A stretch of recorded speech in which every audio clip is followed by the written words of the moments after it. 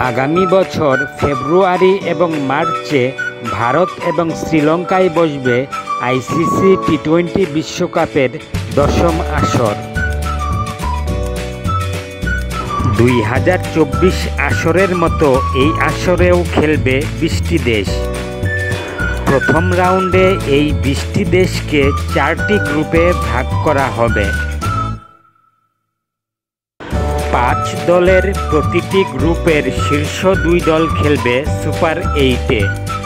Super 8-এর ৮ দল আবার ২ গ্রুপে ভাগ হয়ে খেলবে।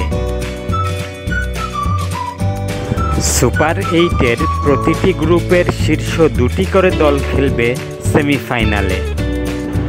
এরপর সেমিফাইনালের বিজয়ী ২ দল খেলবে ফাইনালে। পাকিস্তান যদি ফাইনালে ওঠে তবে এবারের আসরের ফাইনাল হবে শ্রীলঙ্কায়, নতুবা ফাইনাল হবে ভারতেই। অংশগ্রহণকারী ২০ দেশের মধ্যে ১৫ দেশ ইতিমধ্যেই নিশ্চিত হয়ে গিয়েছে। দেশগুলো হলো ভারত, শ্রীলঙ্কা, আফগানিস্তান, অস্ট্রেলিয়া, বাংলাদেশ, ইংল্যান্ড, দক্ষিণ আফ্রিকা, যুক্তরাষ্ট্র, West Indies, Ireland, New Zealand, Pakistan, Canada, Italy এবং নেদারল্যান্ডস।